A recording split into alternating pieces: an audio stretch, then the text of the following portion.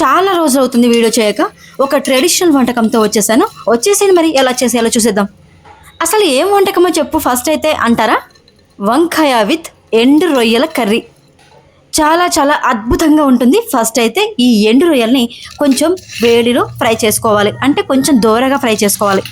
తర్వాత ఈ ఎండు రొయ్యల్లో కొంచెం ఇసుక, ధూళి, దుమ్ము ఉంటుంది కాబట్టి వాటిని కడిగేసుకొని పక్కకు పెట్టేసుకోవాలి.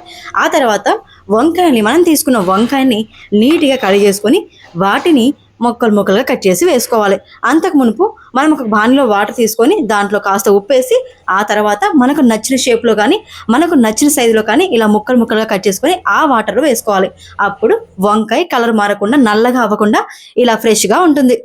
దీనికోసం ఇలా మీరు నల్ల వంకాయలైనా తీసుకోవచ్చు, లేదంటే తెల్ల వంకాయలను కూడా తీసుకోవచ్చు. దేనికైనా సరే రొయ్యల కాంబినేషన్ చాలా అద్భుతంగా ఉంటుంది.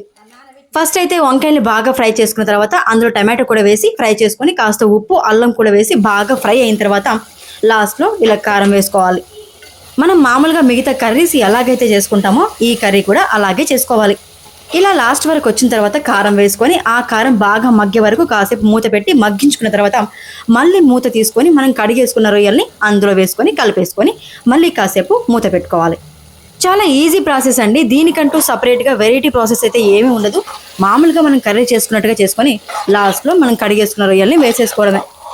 తక్కువ టైంలో మనం ఇష్టంగా తినే ఒక విధమైన పాతకాలం నాటి వంట రెడీ అయిపోతుంది.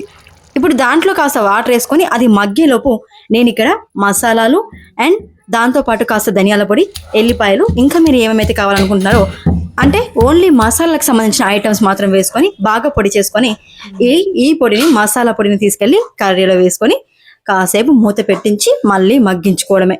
ఒక 5 minutes తర్వాత కర్రీ రెడీ అయిపోతుంది. చాలా అద్భుతంగా వస్తుంది. మీరు మాత్రం కంపల్సరీగా ట్రై చేయాల్సిన కర్రీ ఇది. ఈ కర్రీని అప్పట్లో మన అమ్మమ్మ తాతయ్య వాళ్ళ కాలం, వాళ్ళ అమ్మమ్మ తాతయ్య వాళ్ళ కాలం నాటి వాళ్ళు చాలా ఇష్టంగా వండుకొని తింటునేవారు. ఇప్పటికీ కూడా చాలా మంది తింటూనే ఉన్నారు. ఈ కర్రీ మన తాతల కాలాన్ని గుర్తు చేస్తుంది.